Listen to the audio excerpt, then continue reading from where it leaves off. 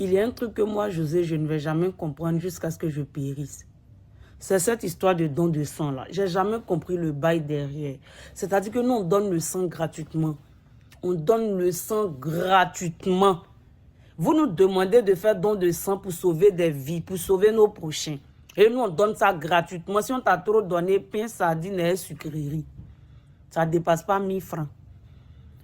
Et quand des malades à l'hôpital ont besoin de sang, eux, ils doivent payer le sang que nous, on a donné gratuitement, jusqu'à d'autres périssent par manque d'argent. Souvent, même celui qui est en train de mourir, qui n'a pas l'argent, là, il y a son sang dans le même hôpital. Il a donné son sang gratuitement pour sauver quelqu'un d'autre. Mais comme il n'y a pas de nom dessus, on ne sait pas c'est son sang. Lui, le jour où il est malade, il va à l'hôpital, il a besoin de sang. S'il n'a pas d'argent, il meurt. Je n'ai jamais compris le bail. Pourquoi? Peut-être il y a un processus, il y a des trucs que vous devez nous expliquer. Je ne dis même pas ce truc-là, je ne sais pas.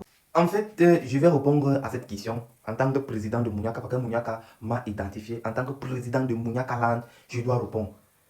En fait, le sang lui-même n'est pas vendu. On ne vend pas le sang à l'hôpital, jamais.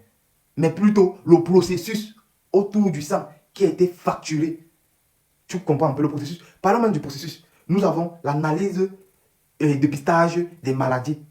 Nous avons la conservation du sang, le matériel utilisé au laboratoire pour pouvoir traiter le sang et le transport. Prenons l'analyse. L'analyse, toi qui viens me donner ton sang, de bonne volonté, tu viens me donner ton sang, tu dis que tu veux donner le sang.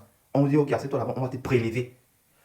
En te prévenant, toi tu ne sais même pas que tu es malade, tu ne sais même pas peut-être que tu as peut-être le palu ou la typhoïde. Toi tu te sens que tu es en bonne santé, tu es bien portant, etc.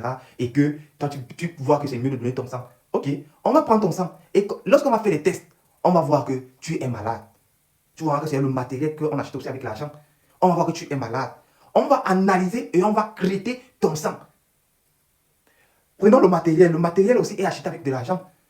Il y a des produits pour pouvoir éliminer tout type de maladie dans le sang. Parce qu'on ne peut pas prendre un sang infecté et aller donner à un patient qui en a besoin. Donc ça veut dire qu'on va venir ajouter la maladie dans la maladie. Tu comprends? Non. Non.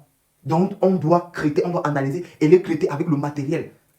Maintenant dans le transport, on n'achète pas le sang comme si, on ne transporte pas le sang comme si on partait acheter les beignets là-bas chez la femme, là, on va mettre dans un plastique et on va venir avec donner au patient. Non.